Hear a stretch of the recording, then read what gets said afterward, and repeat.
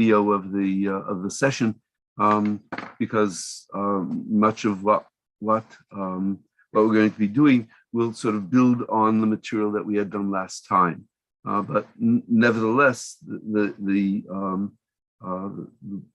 move that I want to make at this point is toward an understanding of the significance of the Rambam's approach in focusing on these fundamental principles related to truths, virtues, and values, and the way in which an understanding of the halakha is really dependent upon the sense of the connection between the practical law, between the rules of law, and those and these distinctive and these distinctive truths, virtues, and values, which the Torah in a very countercultural manner attempted to inculcate for Am Yisrael. So the starting point for today is sort of a design that I want to share with you. So let me see if I can get it up here. It's really relatively simple. Let's see with the whiteboard. Okay. What I want to suggest as a framework for the discussion today is really a very simple proposition, and that is that the Rambam's notion that there are, in fact, a distinctive set of truths, let's call them truths, virtues, and values, that there are a set of distinctive truths, virtues, and values that lie behind the entire Torah, that enable us to understand all of the mitzvot of the Torah, yields the following understanding, I believe.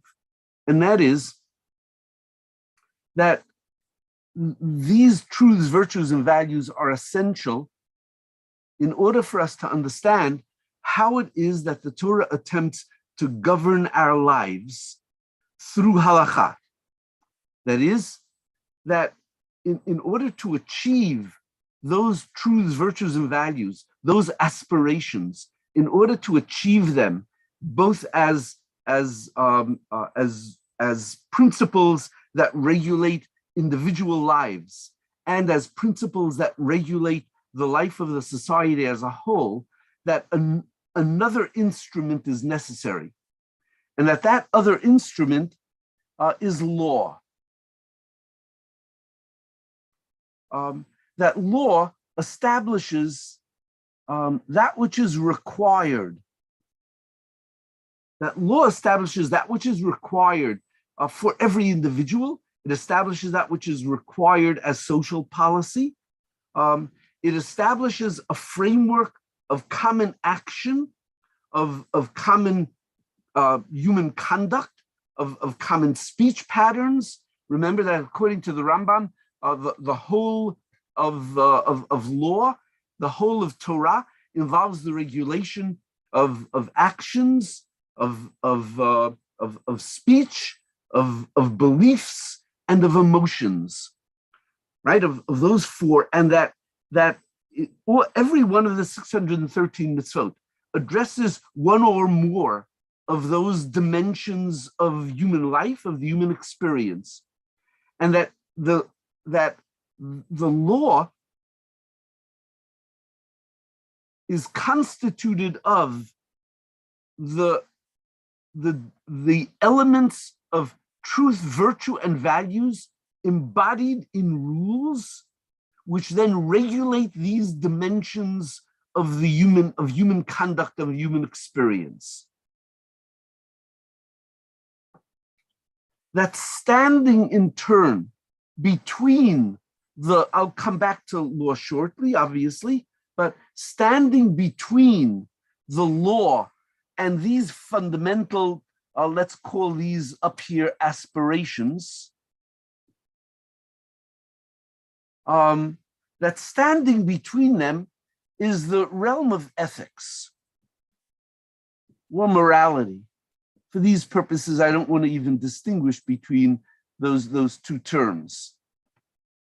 That while the law embodies the basic aspirations of the society, the basic aspirations of the culture, the basic aspirations which are revealed in Torah in the way in which I described last week, that the law is not perfectly consonant with those aspirations.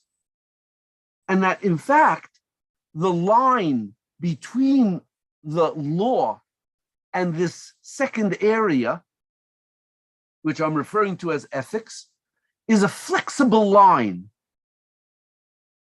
It's not a constant. It's a flexible line.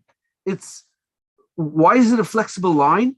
Because the achievement of the truths, virtues, and values which the Torah desires to implant in our lives, again, as individuals and as in total as a society, can't be fully achieved at any single moment in time in their purest forms. So why is that the case?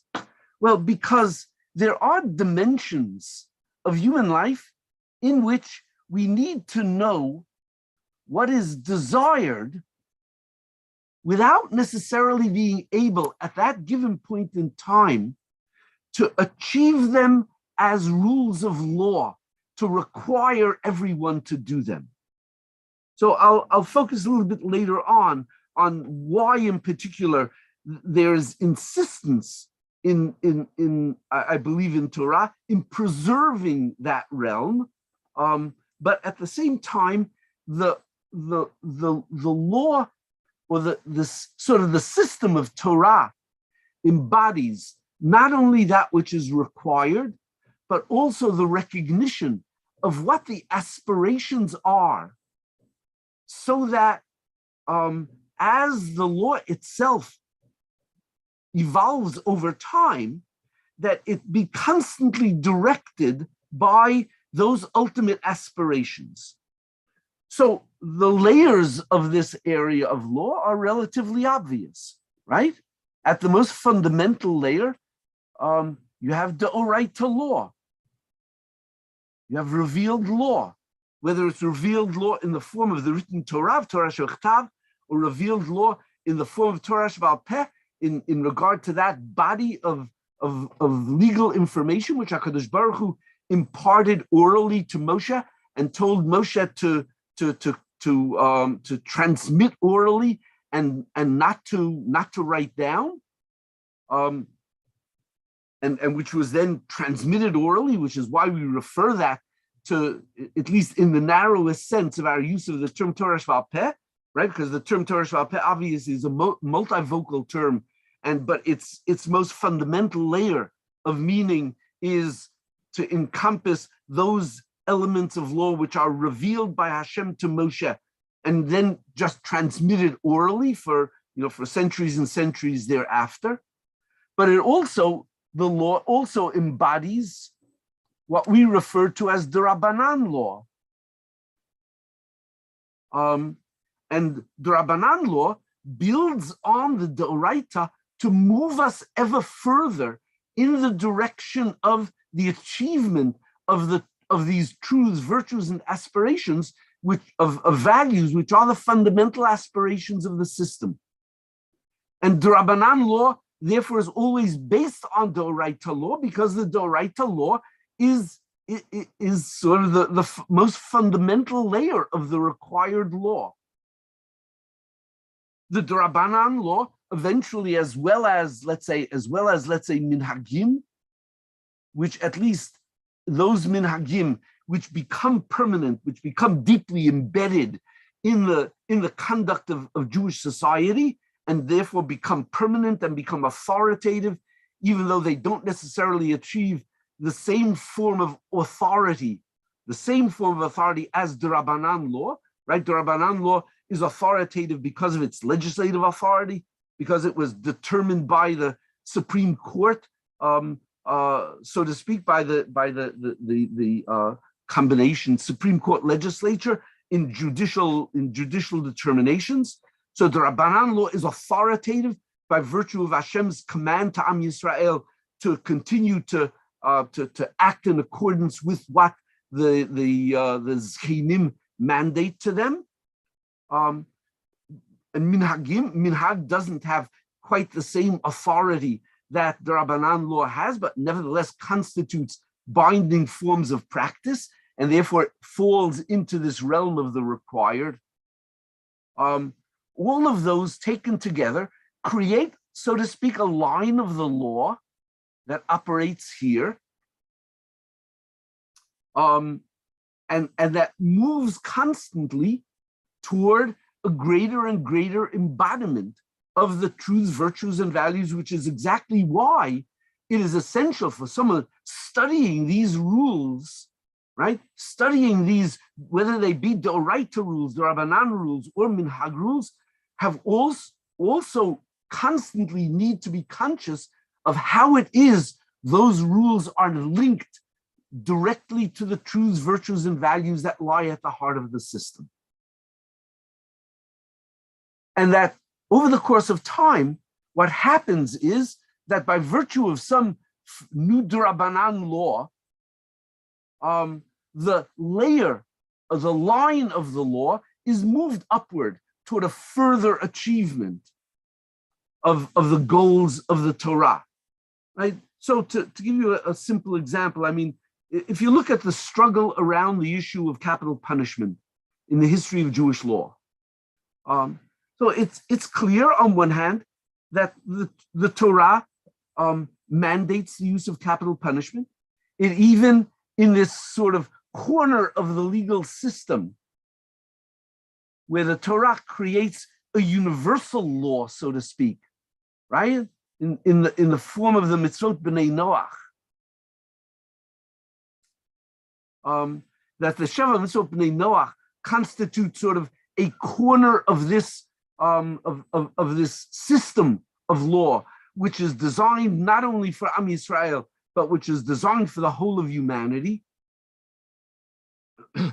That even in this system of law, the Torah had authorized the use of capital punishment. Nevertheless, it seems clear that there was always a strain in relation to the use of capital punishment. The first manifestation of that is even in the Torah itself, in the instance of the Mekalel, when the law applicable to the Mekalel had already been formulated and stated, it was clear what needed to be done.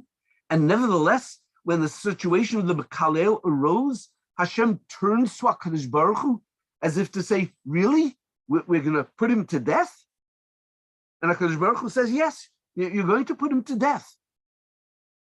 And so that sense of well, really, I mean, I thought that the value of human life was an absolute. If the value of human life is an absolute, how come the legal system itself is putting somebody to death?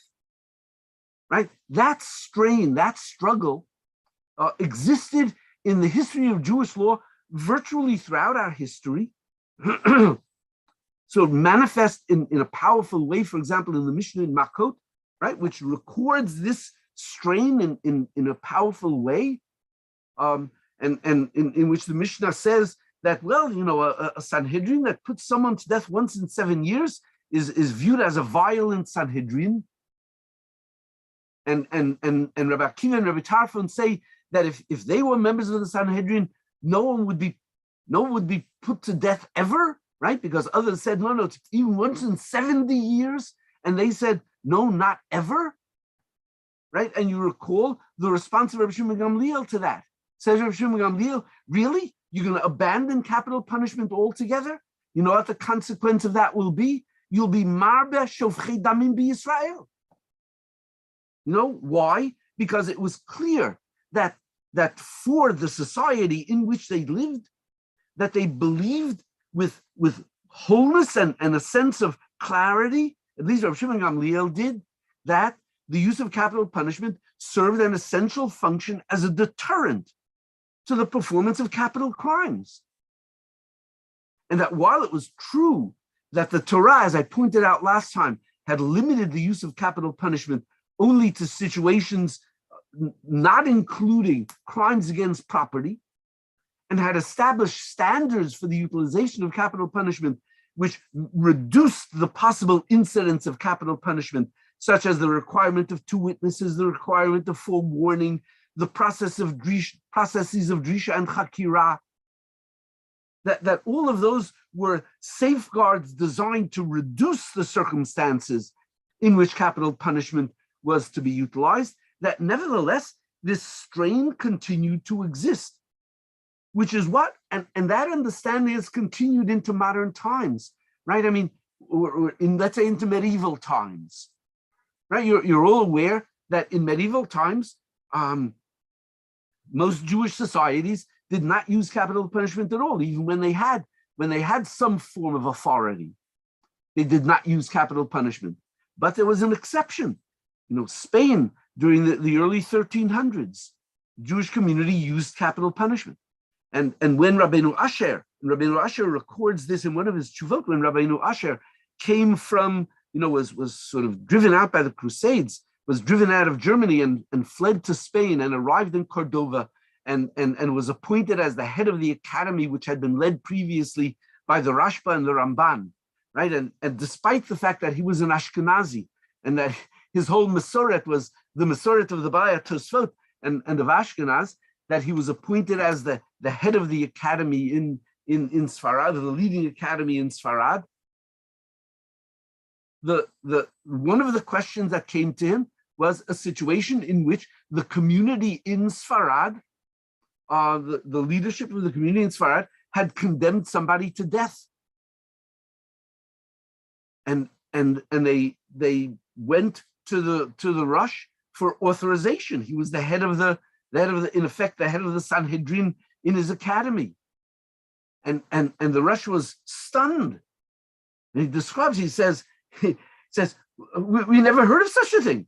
We don't do capital punishment. We haven't done capital punishment. He said since 30 of the common era, when according to Chazal and according to the Sugi and the Gemara, the Sanhedrin had departed from the precincts of the Beit HaMikdash while the Beit HaMikdash was still standing.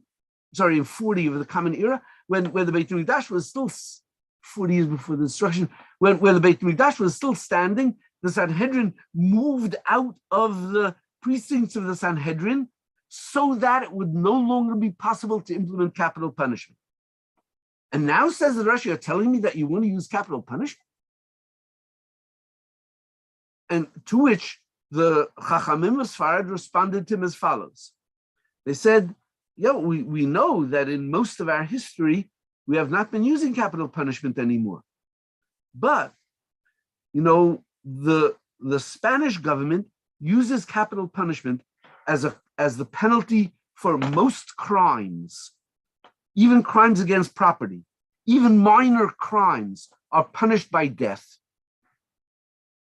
And Jews who are entrapped into the Spanish judicial system are then subject to capital punishment. So we have struggled, they said to him, for decades to gain the authority to utilize our law in situations of crimes by Jews against fellow Jews. That is, for us to gain jurisdiction over our own communal wrongdoing. And they said, finally, we were able to achieve that. And so we now have jurisdiction in any instance in which a Jew commits a crime against a fellow Jew. We have jurisdiction and we have the authority to try that person and then punish them. However, if we never use capital punishment, and if we never use any one of the torturous instruments that the Spanish government uses for the regular punishment of crimes, then you know what will happen? Then people, non-Jews in the community will say, the Jews have jurisdiction and they don't punish their criminals. And therefore, and if they say that, then the result will be they'll deprive us of they'll deprive us of the right to exercise jurisdiction in these matters, and then we will not be able to protect the lives of Jews. And therefore, they said, it's essential for us, periodically at least, to punish people with mutilation or to punish people with capital punishment so that the Spanish government will allow us, in the majority of cases, to be the final voice in criminal punishment in our society. That is, they understood that and the Rush says that because of that reasoning, he in fact, under the authority of Din Melech, under what he recognized as the authority of the civic leadership of Jewish society, he recognized that there are times when they need to have the authority to use capital punishment. To understand what's happening here, it's clear that they understood that capital punishment is not desirable. Why is it not desirable? It's not desirable because the aspiration that we have is to conduct a society in which human life is of such ultimate value that even the society should not take human life. And that even the taking of human life, despite the fact that the Torah itself had authorized that when it said already in chapter 9 of Breshit that shofech dam ha'adam ba'adam damo yishafech, that nevertheless, that's not consonant with the ultimate social value that we have, and that therefore we have struggled over the centuries to reduce the incidence of capital punishment, but that doesn't mean that we can always do that. And if there are circumstances in which, in balancing the interests, the greater protection of the society will be achieved by occasionally using capital punishment, then we have to use capital punishment. It was fundamentally the same reasoning that Israel used in determining that the only crimes for which capital punishment should be used in Israel is crimes against the Jewish people. Right? That is crimes like unto the Holocaust. Because they understood that if there are no consequences for the attempt to exterminate the Jewish people, then the law will become what some jurists here in the United States have referred to as a suicide treaty. Right? Even here in the United States, amongst jurists, that issue is significant. That is, should the Constitution become a suicide pact in which the protection offered to criminals is of such a magnitude that even those who threaten the very survival of the society will not be punished because we're mefunakim about using capital punishment. But nevertheless, the aspiration remained all-powerful, and the reduction of capital punishment remained the fundamental aspiration of the system. And that understanding even penetrated to the way in which, let's say, in almost contemporary times, Rabbi Simcha of Dvinsk understood the nature of the use of capital punishment for mitzvot bnei Noach. Right? I mean, the Talmud speaks of the fact that violation of any mitzvah of any one of the 7 Noachite commandments could result in capital punishment. And in fact, there are Rishonim and even early Acharonim who maintain, and the Sugi in the Talmud seems itself to suggest that that's a mandatory punishment. That violation of any one of the Sheva Mitzvot Bnei Noach calls for capital punishment, and so that would include, punishing theft with capital punishment, right? It would mean punishing eating Iver min Achai, capital punishment. So Meir Simcha of Dvinsk in the last century said, really? I mean, is right? I mean, for us, the Torah says that we should virtually never use capital punishment. And for Bnei Noach, the Torah is saying, yeah, kill him for a crime against, kill him for stealing a loaf of bread. What are we, England in the 18th century? Right? I mean, right? Any of you who are fans of Dickens know, right? Dickens has these extraordinarily lengthy descriptions of what it means, of when the society would get together in this festive atmosphere to watch a hanging of someone who had stolen a loaf of bread. And so is that who we are? Says Rabbi Simcha Dvinsk, of course not. The notion that violation of Sheva Mitzvot B'nai Noach carry capital punishment does not mean that capital punishment is mandatory. It means that the non-Jewish government would have, under Torah law, in the governance of non-Jewish society, needs to have the authority to put people to death for criminal action when that is necessary for the preservation of the good order of the society. But it doesn't mean that they always have to use capital punishment. It doesn't mean that they have to put someone to death for eating Eva min achai.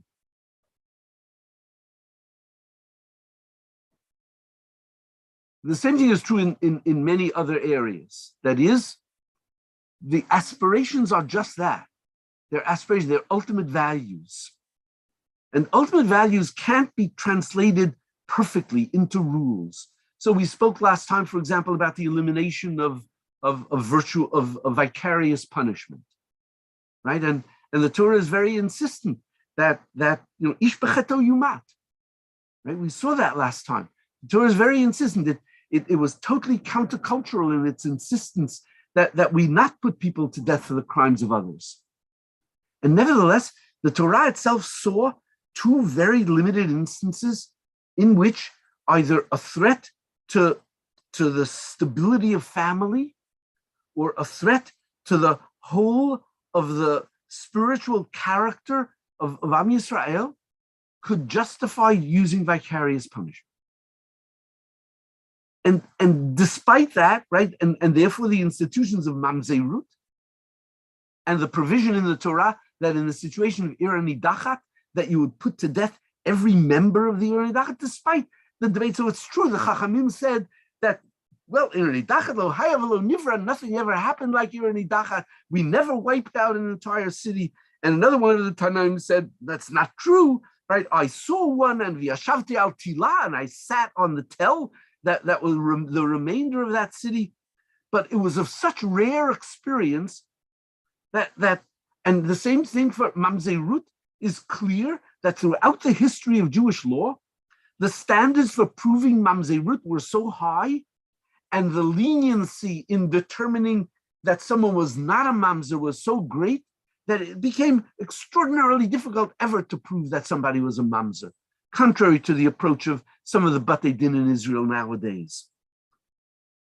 But these were situations in which the Chachamim understood it to be the case that there were always balances that needed to take place. There were balances of values that existed within the framework of the values of the system, right? The protection of the integrity of the family, insisting that people not engage in adultery, right? And recognizing that engaging in adultery needs to carry extraordinary penalty because it constitutes a threat to the stability of family, which is absolutely essential for the preservation of the character of Am Yisrael. Nevertheless, in all of this, these movements upward meant that there was a gradual movement of the law toward ever greater achievement of those aspirations. Sometimes I must admit there appears to have been a setback when extraordinary circumstances arise, such as the situation that I described to you in terms of the Spanish Jewish community in the early 1300s, where it became necessary for them to restore the use of capital punishment and to even introduce punishments within Jewish jurisdiction that had never been used, such as bodily mutilation. But nevertheless, the general pattern of the history of Jewish law is that when you understand the truths, the virtues of values that the society aspires to achieve, that the law moves toward them, not away from them. Which brings me to another matter. And that is some of the instruments of that tension between law and ethics. We tend to think of the Jewish legal system as consisting of something either being chayav or being asur. Right? I mean, that's the framework even of thinking about, mitzvot aseh and mitzvot lo taseh. Right? I mean, 613 mitzvot, they're mitzvot aseh and mitzvot lo taseh. Right? 248 mitzvot aseh, 365 mitzvot lo taseh, it's the whole system. Right? The Rambam set it up that way even in the Rambam Sefer Mitzvot. Meaning that there are duties, right? That there are duties, which are chiyuvim, and there are prohibitions. But the reality, of course, is that Jewish life does not consist just of duties and prohibitions. And the discourse of Jewish law does not only discuss duties and prohibitions, because there's another realm, and that's the realm of reshut, the realm of the discretionary.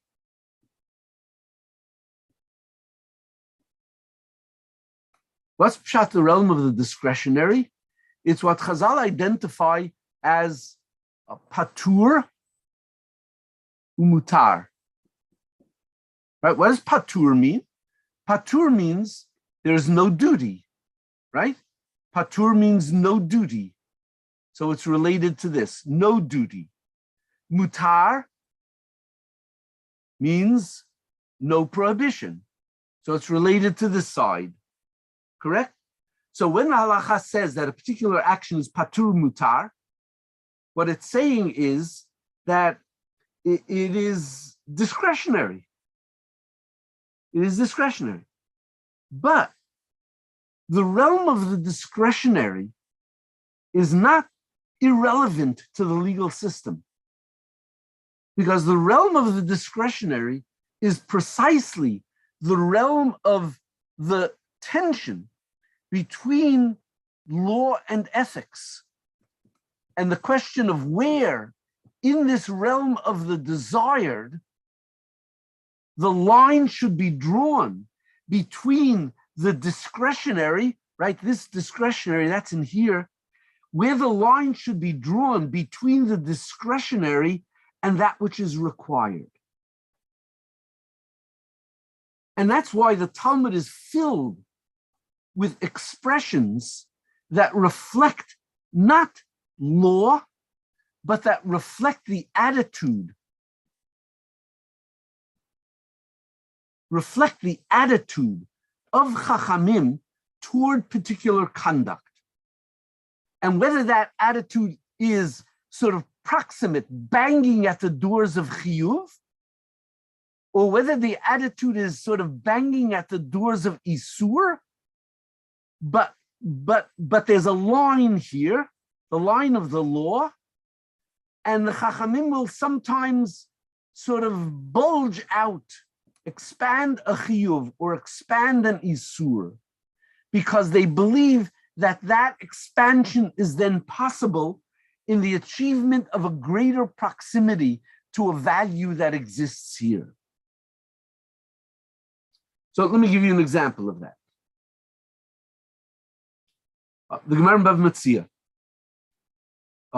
deals with the issue of the whole of the perek of Il Metzia, deals with this extraordinary value that I made reference to last time, this sort of this value that is distinctive in the history of legal systems, of the duty of rescue in relation to the property of others, manifested, for example, in the law of the return of lost property, right? Where the Torah creates a legal duty, right? A legal duty within the line of the law, a legal duty resting upon individuals to return lost property. So the Chachamim then have to struggle with a fundamental question. And that is, how long do you have to keep the property? How long do you have to hold it in your attempt to return it to its proper owner?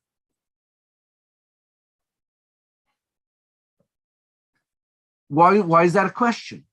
Well, it's a question because the Chachamim understood that if the amount of time that you have to keep it is excessive, if every time that you find a lost umbrella, or every time that you find a lost coat of some sort, you are obligated to keep it forever, that what that will do is discourage people from picking up lost property. Why?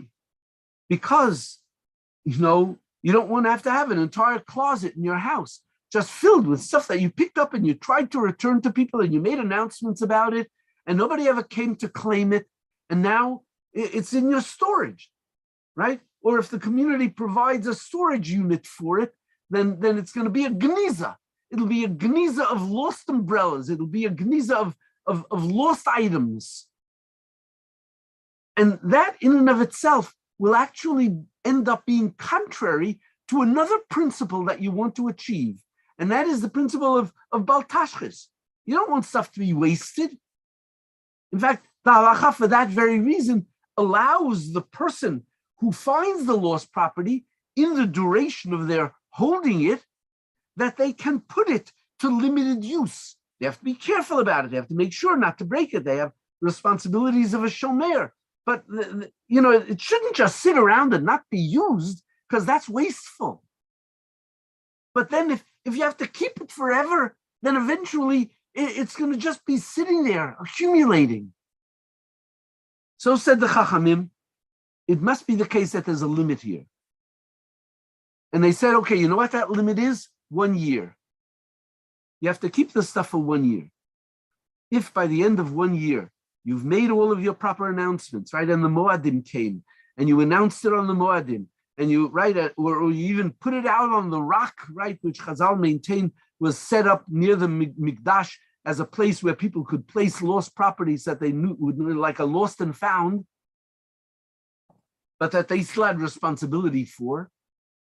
That there had to be a limit to how long it had to remain there. And they said the limit is 1 year. That's it. After 1 year, the law will presume that the owner of the property had abandoned any hope of ever rediscovering the property, and that therefore the property becomes based on the determination of Beit Din, the authority of Beit Din, that the Beit Din have the authority to be mafkir property. The Beit Din then determines that at the end of the year, the property is hefker. And that at that point in time, the person who found the property is entitled to take full ownership of the property, not just possession and not only the responsibilities of a shomer in possessing it, but they can then intend to take ownership and can take ownership of the property. Right? When the Gemara says that, other Chachamim objected. And they said, wait a second, a year? But we know, for example, there's a story about Rav Chizda. Rav Chizda one time saw a donkey wandering in a field. Obviously, and no one was coming for it. And so he took the donkey in and cared for it and used it for whatever limited uses he could put it to, but took care of it and protected it for a year, and nobody came. And so he continued to protect it, to keep it. A year and 18 months later, somebody came and said, I understand that you found a donkey wandering here. It had wandered away from us when we were on a long trip and we'd just come back. And now these are the simanim related to the donkey. And the simanim were accurate. And says the Gemara, Rav Chizda returned the property. Says if in fact the halacha is that there's a limit of a year, and then at the end of the year it's yours, then it belonged to Rav Chizda. Why did he return it? So the Gemara says, well, you know what? Rav Chizda, lifnim mishurat hadin hu da'avad.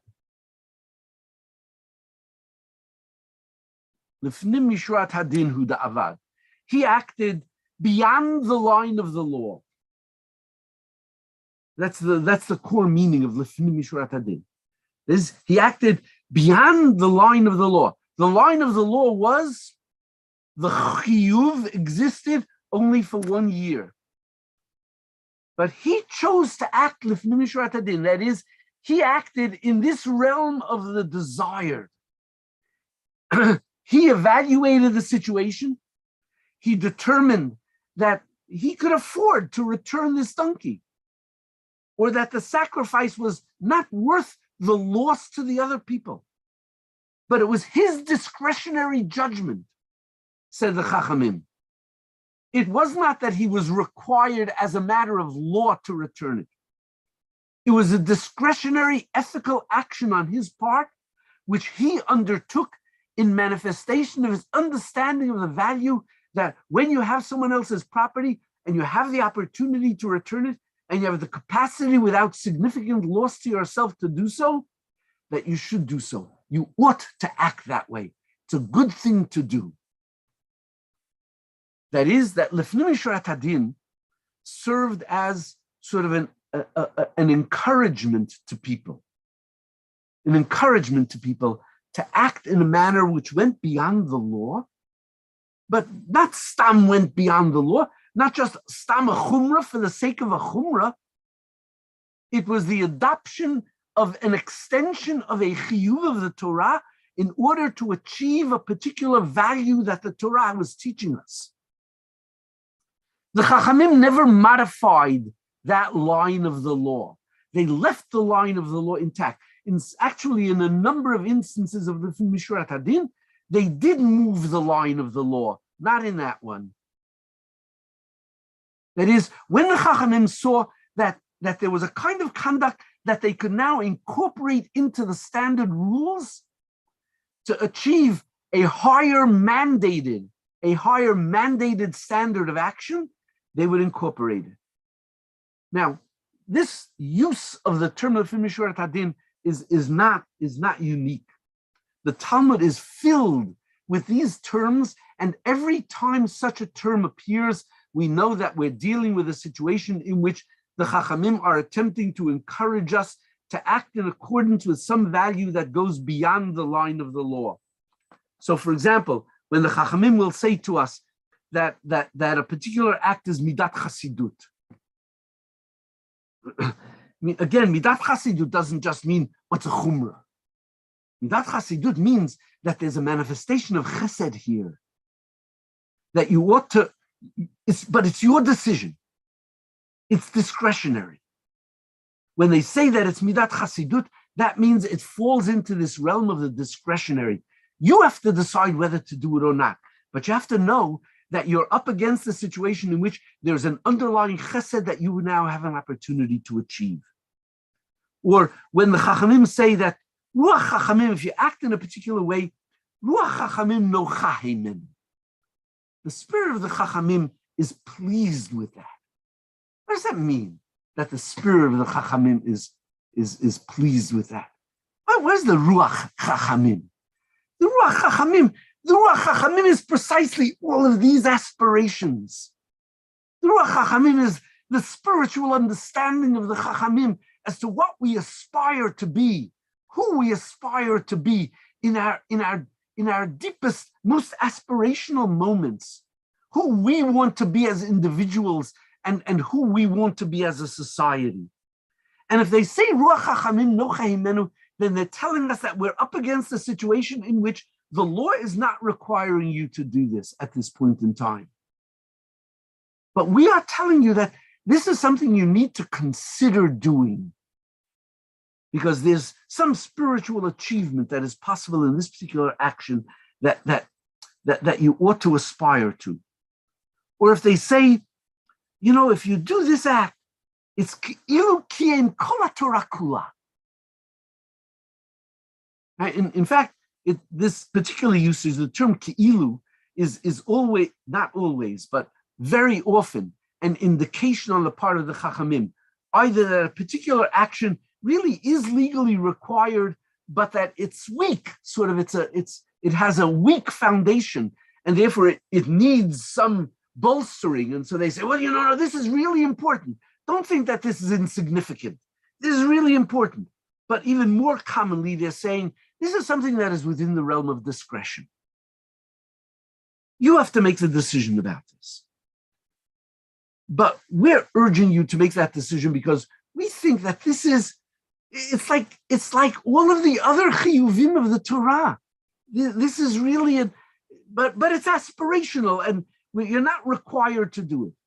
Right? Do you understand? So that this side of the aspirations are a way of this side of the indications on the part of the Chachamim are ways of encouraging action that might eventually lead to an expansion of the law into the realm of the ethical. But even if it doesn't lead to that, it encourages individuals to act that way because even though they recognize that for one or another reason, they should not expand the law because they understood that expanding the law was not always the best solution. Expanding requirements was not always the best solution. That very often you need to keep something in the realm of discretionary and encourage it. And let people decide for themselves whether they're going to do it or not. And the same thing is true on this other side of this column, where what resides here are attitudes that are negative towards certain actions. So for example, when the Chachamim tell us that a particular kind of action is midat sdom,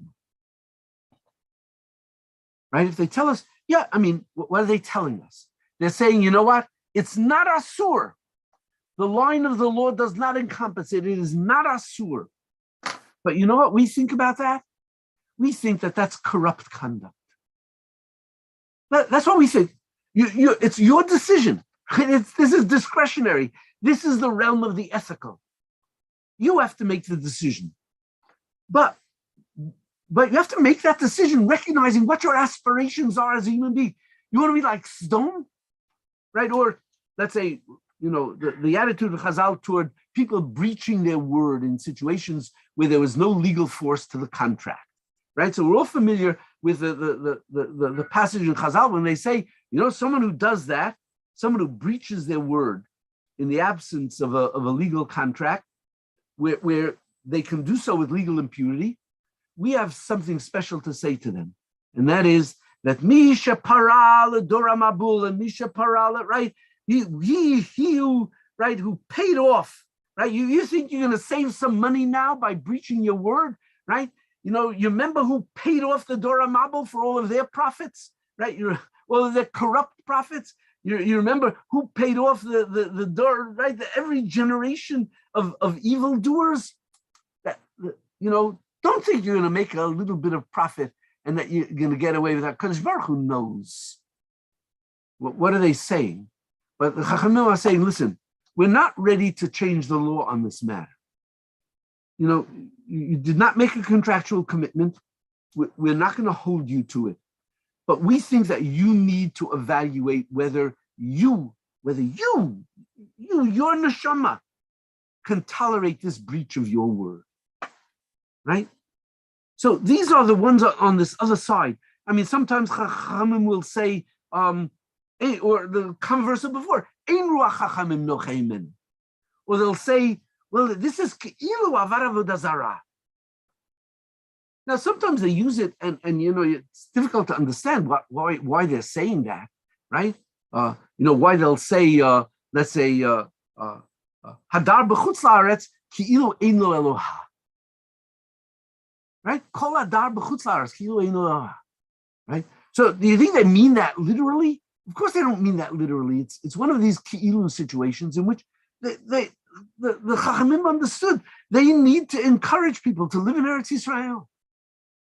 Right? And that they understand that kol hadar b'chutz la'aretz ki'ilu yesh lo Elokah, that the very fact of residing in Eretz Yisrael means that you reside in the proximity to HaKadosh Baruch Hu that is otherwise not accessible to you so easily in Chutz La'aretz. So these were fundamental ethical teachings. They were fundamental, teachings of values that we have, of truths that we believe are real. But they are not enforceable. Now, I believe that I believe that the Chachamim, and I think the literature sustains me on this unequivocally, the Chachamim were not interested just in random chumrah. And in fact, they place very high standards up against the idea of simply adopting chumrah for the sake of chumrah. They were concerned that if you adopt chumrah, that first of all it'll be motzi laz al rishonim. Right? If you adopt a chumrah in regard to some realm of conduct, I mean, one of the particular contexts in which they mention that is in regard to gittin. You establish a new chumrah in regard to the validity of the get. Now, what is that going to do to all of the gittin that have been issued in the past? Now, the people are going to say, oh, so all the gittin that were issued in the past, now they're all puzzle, right? If you adopt a new chumrah, you say, all of the great chachamim of Lita and all the great chachamim of Lita, they were Amei Haaretz. All the great chachamim of Lita were Ivrei Avera, right? I mean, if you mark in, the length of sleeves to match a contemporary standard, right? In which happens in many publications in the Haredi community here in the United States, then what you're doing is you're being motzi laz al rishonim, because everybody understands that that's not how we lived. There are a whole host of other factors there, the wonderful works that have been done on this particular issue. And, the Chachamim were not in favor generally of just stam chumras for the sake of chumrah. On the other hand, when the reinforcement, when the suggestion that someone should do something lifnim mishurat hadin is made in the spirit of that you should recognize that there is an opportunity here for a greater chesed. There's an opportunity here for a greater achievement of a personal virtue or some truth that's foundational to our system, right? When the Chachamim adopt, for example, the policy midrabanan that you're not permitted to bar even ovdei avodah zara. You're not permitted to bar them from taking from leket shikha and peah. They understood that what they were doing in that situation, in their takana, that you're not permitted to bar a non-Jew from taking leket shikha and peah. They need us to understand that's a recognition of an aspiration that we have, that we recognize the humanity of every human being, that we recognize the tzelem Elokim of every human being, and that while we may not create always enforceable laws that mandate us to treat them the same as we treat Jews, that nevertheless there are certain fundamental areas like poverty, like saving their lives. Are we not going to act to save their lives? Well, at the same time, I would encourage you to understand that this issue of preserving the discretionary was very important to the Chachamim. That is, they did not want to move the line of the law all the way up here. Why not? Because I think that they understood that in the final event, the formation of the character of the individual Jew was vital. They were not interested in gaining automatons who were capable of following every rule 100%, but did not have the capacity of making moral judgments of what was important and of balancing competing moral interests. The preservation of the realm of the discretionary is itself essential for the achievement of that purpose. The preservation of the realm of the discretionary, the realm of the ethical, right, and of the moral, is essential precisely in order to assure that people will struggle with the question of what's possible in their lives. Sometimes they'll make a decision that won't be in consonance with the spirit of the Chachamim. And sometimes they'll make a decision in the particular circumstances of their lives that others will look at and say, really, is that how a spiritually whole person acts? yeah, there are circumstances in life when we make those kinds of decisions, because that's how we evaluate the competing interests. But intensifying that recognition on the part of every individual that the law itself is an attempt to embody these aspirations. It doesn't get us, it doesn't, following every rule of the law will not make us fulfill the total aspirations, because the total aspirations are beyond the capacity of total enforcement, but that it requires you as an individual to refine your capacity for moral decision-making so that you will act in a manner that moves those aspirations further for you as an individual and for you in your community.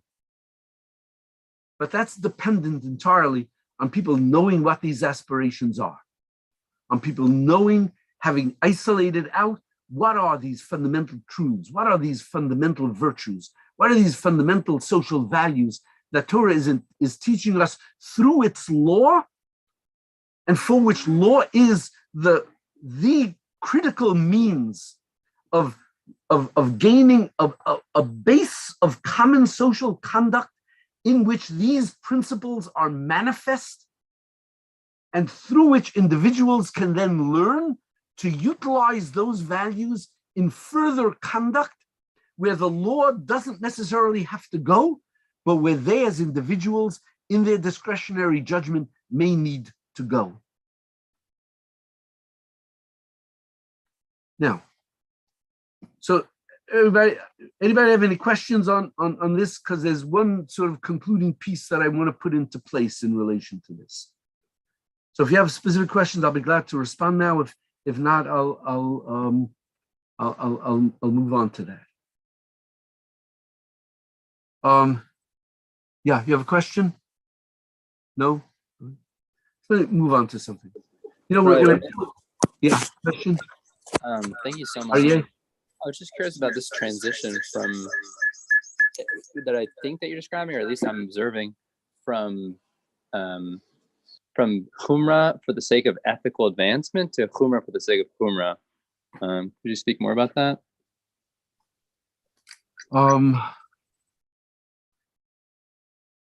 Yeah, I think that the Chachamim did not, on the whole, the Chachamim did not see the ascetic purpose of Chumrah as being itself innately desirable,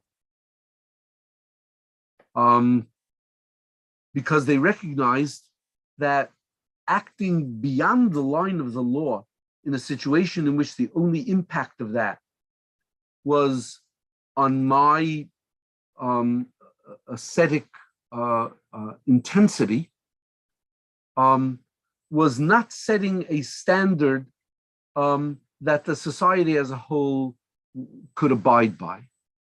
They recognized that individuals had the right to do that. They understood that that's, for example, what the Nazir did, right? That the Nazir that Nazirut was an attempt on the part of singular individuals to attempt to achieve through ascetic practices, particularly of not drinking wine, of not paying attention to their physical appearance, and just allowing their hair to grow in what was otherwise a sort of a disheveled kind of manner, and by by avoiding anything that had anything to do with tumah, by not becoming tameh, that what an individual was doing in that situation was sort of attempting to achieve the standards of purity, so to speak, that Kohanim lived by.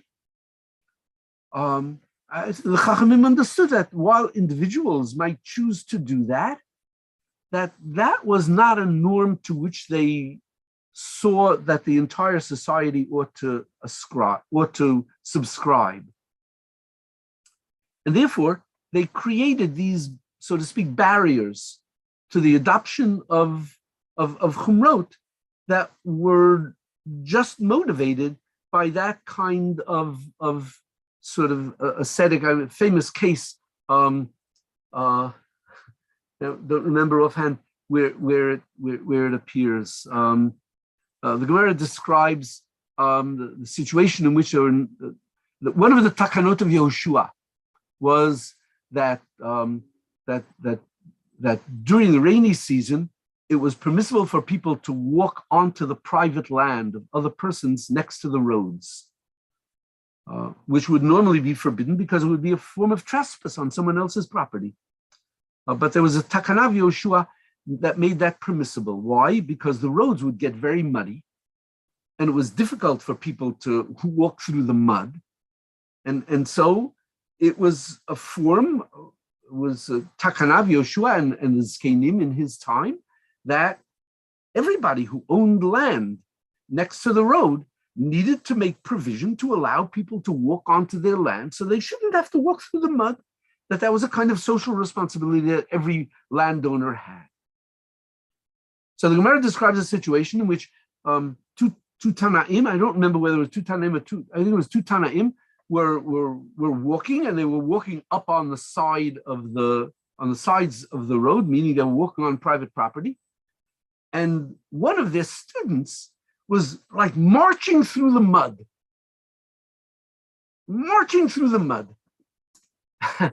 And when they sort of got to the end of this road, one of the Tanaim said to the other one, he is, what he's doing is he is disgracing, he's attempting to show off how frum he is, right? He's showing off, right? He's frum, right? All of us are walking up on trespassing on somebody else's property, but he's going to be super frum. He's going to walk through the mud. So the other Tana says to him, no, listen, I know this student, I know who he is, and he does not act that way. He's not showing off. In everything that he does, he sort of is a sort of, he won't violate the law in anything, right? That there is a kind of care that he takes in relation to the law in everything. It's not just in this situation that he's doing it. So the other one, the first Chacham, approaches that student and says to him, if not for what he told me, I would have really killed you. Right? He doesn't mean that literally, obviously. So what does that mean? It means that in the context of adopting Chumrah, that you have to be sensitive not only to what you're doing, but you have to be sensitive to what that reflects about what it means to be frum, what it means to be obedient to the Torah of HaKadosh Baruch Hu. And that you have to recognize that when the Chachamim said that a particular action is permissible, that it means that they were concerned with the dignity of Am Yisrael, right? It is not a great, preservative of human dignity to require everybody to walk through the mud and then to come out at the end of that piece of road looking like they're completely muddied, and that the Chachamim in their evaluation determined that it's okay, people should be able to waive their objection to trespass in the interest of the dignity of the people who would otherwise have to walk through the mud. If you insist on walking through the mud, then what you're doing is that you're saying that the human dignity is not significant. You want to say that about yourself? Maybe you're entitled to say that about yourself. In fact, the Chachamim don't allow Chachamim to say that about themselves. Because what do the Chachamim say about Talmud Chacham sheyesh lo revav b'vigdo? Even a Talmud Chacham who has just a stain on his garment that is ki'ilu avad avodah zara. Why? Because he is leading to the degradation of Torah. Because the Talmud Chacham has to understand that the way that he looks reflects on Torah. Now, so it's a sensitive balance, but that's exactly why I think that this realm of discretion is insisted upon by the Chachamim. In any given situation, you have to be in a state of conscious evaluation of whether, whose purposes are you achieving here? You're achieving your own purpose, Or are you achieving the purpose of the system? Are you achieving a purpose of manifesting a particular value or a particular virtue that is really extraordinarily important for other people to be able to see, as well as for yourself to be able to achieve? So, which brings me sort of back, actually, to the issue that I wanted to raise with you.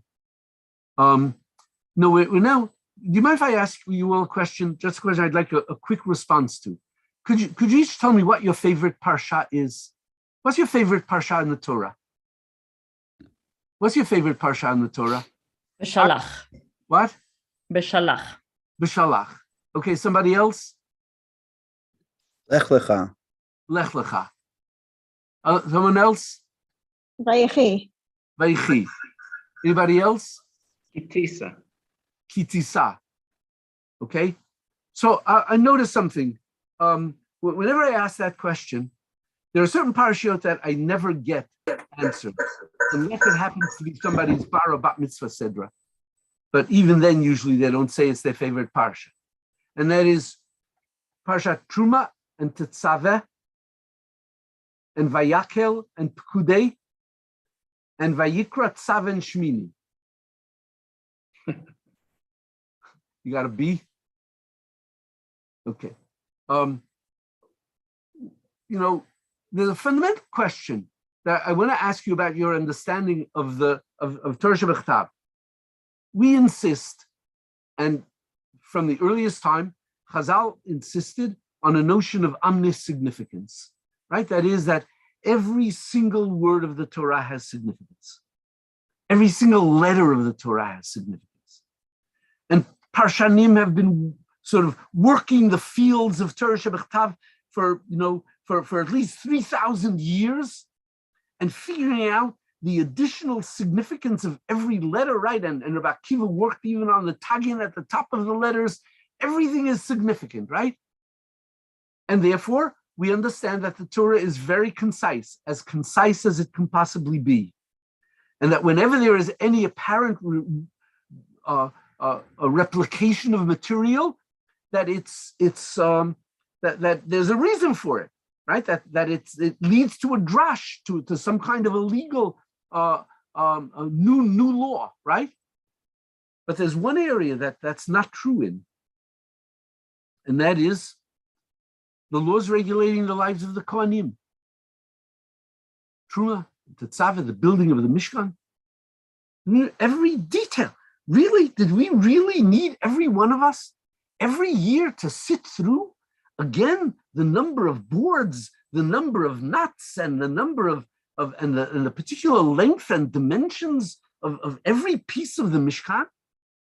Is it really necessary for us, every one of us, to know all of the varied forms of korbanot and how many times the blood had to be sprinkled in particular locations? Really, did we really have to know all of that? I mean, if anything were going to be left to Torah Sheba'al Peh, if anything was going to be left to oral transmission, why couldn't that stuff be left for oral transmission? Why couldn't we at least, for example, have gotten a list of Lametet Melachot in Torah Shebechsav? Why couldn't we have gotten more than 8 psukim of the Torah to teach us Hilchot Nidah, Zavak Tana, and Zavak Golah in its entirety, in 8 psukim of the Torah? Why couldn't the laws of kashrut have been, at least expanded a little bit more so that we know, what the meaning is of Lotvasha Gdiba Chalayim with greater specificity? All of those vitally important things are left into Torah Sheba'al Peh, to oral transmission, and the details of the Mishkan and the Korbanot, right, all doubled up, every one of them doubled up. So I think there's an important issue here. And the important issue is as follows. Every religion in the history of humanity has struggled with the issue of the potential for corruption of its priesthood through its accumulation of great wealth and power. In ancient Egypt, it was the funerary priests The funerary priests of ancient Egypt were the most powerful segment of society. V'haraya, I mean, when Yosef was able to appropriate the property of every landowner in the whole of the country in the name of the king God, Pharaoh, one segment of the population whose property he could not touch, right? Rak admat hakohanim, only the land that belonged to the priests of Egypt he could not touch. Why could he not touch them? Because they were wealthier and more powerful than the deity himself. Why? Well, what made them so powerful? What made them so wealthy? So there are a number of factors that go into that. Firstly, one of the major reasons that they were so powerful is because their job, the funerary priests, was to prepare bodies for the trip into the next world. Preparing body for the trip into the next world in ancient Egypt was a vitally important endeavor because they believed in bodily movement into the next world. And therefore, depending on how you were embalmed, that would determine how long a life you would have in the world to come. It could even determine what property you could take with you. Couldn't take your land with you, but you could take your movable property with you if it was properly prepared. You might even be able to take slaves with you who could be executed and embalmed so that they could accompany you on your trip. You might even, in certain situations, be able to take your wife with you if you could get her killed and embalmed to go with you. But all of that was dependent only upon the activities of these priests, of the funerary priests. And why was it dependent upon them? Because they were the only ones who had the knowledge of how to do it. And that knowledge was secret knowledge. It was the secret knowledge of the priests. They knew how to do it. So you could well imagine, someone is on the verge of death and the priest comes to him and says, listen, you didn't plan yet. You better, do your planning now for how you're going to, how do you want to travel into the next world? You want to travel tourist class? You want to travel business class? You want to travel first class? You want to have your own private plane? How exactly do you want to travel? And what do you want to take with you? And who do you want to take with you? Anything is possible. We can do whatever you want. Of course, the comparative prices of tourist class and having your own jet, right? But, if you can afford it, you can get whatever you want. That is, this combination of secret knowledge and a connection to death was a fundamental mechanism by which they accumulated great wealth, great quantities of land. They were the primary landowner. I mean, think about it. Every religion confronted the same thing. I mean, Catholicism in medieval times, I don't have to tell you about the degree of corruption of the priesthood in medieval Catholicism. Why did that happen? For the same reasons, right? Because they believed that the only ones who could grant atonement, forgiveness, were the priest. The priest had that power. You had to confess to the priest, and the priest could tell you what you had to do in order to gain atonement. And then, and the priest would find out how much your, last year's income was, what your bonus was last year. And then he could tell you how much it would cost you to get it, right? Is that kind of secret power. And particularly with the connection to death, because only the priest could guarantee whether you would get into, whether you would be condemned to eternal hell or purgatory, right? Or get into heaven, right into heaven, right? That's why the sale of dispensations was such an extraordinary source of wealth for the priesthood. And that's why everybody kept quiet about the crimes of the priesthood to this day. The Torah was intent on preventing the Jewish priesthood from becoming subject to that kind of experience. So first of all, In the Torah, the Jewish priesthood does not own land. The whole of Shevet Levi does not own land. All they get are the Arei Leviah in which they can reside. And in fact, they are dependent for their income on whom? On the Am. They're dependent on the income, and there's no centralized collection of Trumot and Masrot. They are dependent upon the goodwill of the people in order to support themselves. Not only that, but when it comes to korbanot, everybody knows exactly what korban they have to bring if they've committed a chet. If they have to bring a chatat, or if they have to bring an asham, they know that it's not up to the Kohen to decide how much they should give. A Kohen doesn't have the right time, they have to bring 50 parim, right? And vast quantities of grain. No, the Torah itself spells out in detail. If you committed this kind of a sin, you have to bring this kind of a chatat. You can bring one par, or you can bring one seh, or if you can't afford that, you can bring one handful of grain. Every detail is spelled out. And when it came to the building of the Mishkan, you can imagine what the Mishkan would have looked like if the Kohanim were in charge of building it. How much gold and silver would have been embedded in it?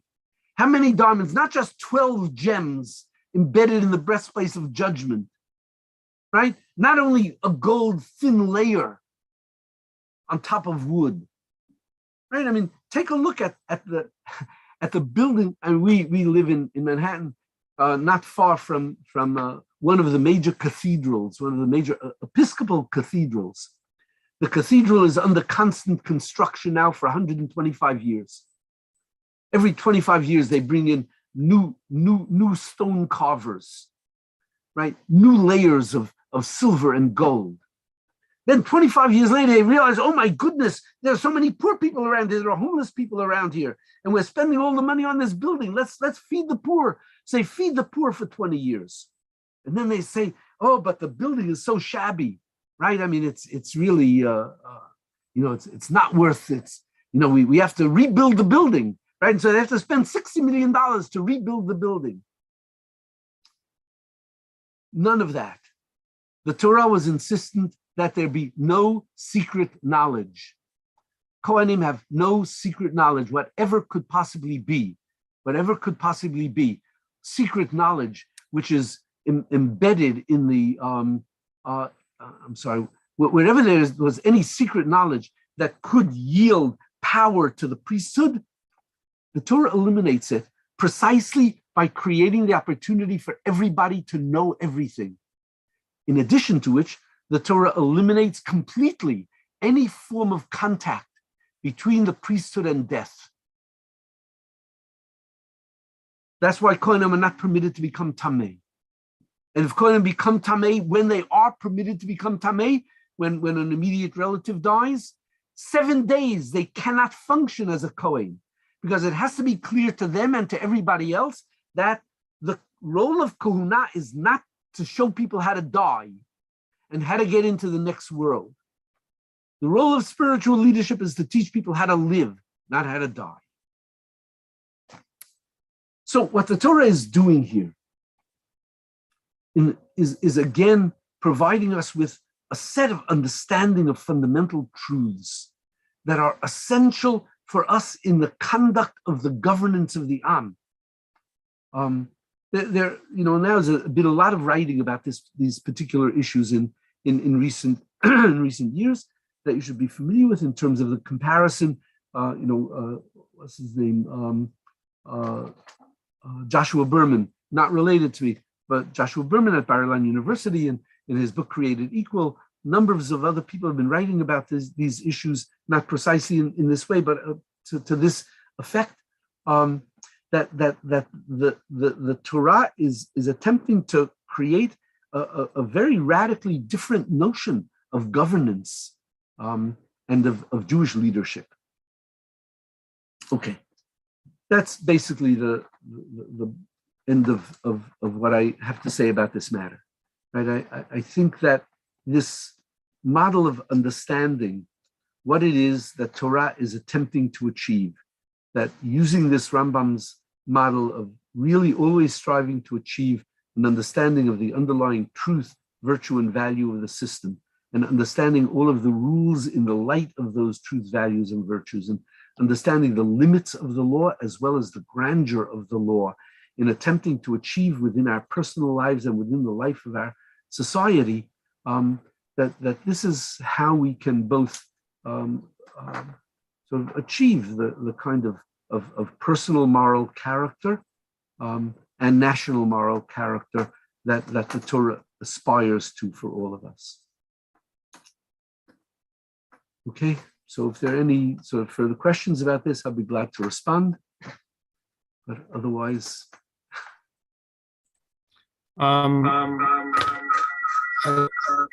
sorry, I just wanted to mention that as far as Kihuna, despite the fact that the Kohanim, there was a separation between death and Kihuna, where they weren't to come near it and everything as far as the laws, but the Kihuna on its own was corrupted. Like we know, as far as the Second Temple period, we know that, or even beforehand, even the Torah, even the Tanakh tells us about the sons of Eli that were taking food that they weren't supposed to be taking, and they would, and the manner of how they would deal with the people was became corrupted as well.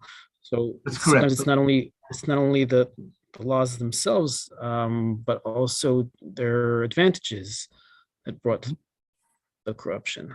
But that's exactly the point, and that is wherever there is power, wherever there's a potential for accumulation of power and wealth, you can be assured that there will be people who will attempt to use that accessible power and wealth to accumulate power and wealth for themselves, and then to use it in their own self-interest.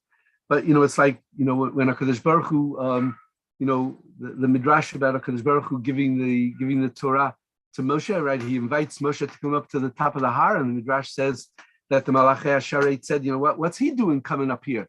And Hashem says, I'm going to give Am Yisrael the Torah. And the Malachei Hasharet, what are you, out of your mind? You're going to give them the Torah? Why are you going to give them the Torah, right? I mean, you're going to say Lo Tirtzach, and they're going to kill. You're going to say, Lo Tinaf, and they're going to commit adultery. You're going to say Lo Tana B'Reacha Id Shakar, and they're going to testify for everything that you tell them they're going to violate.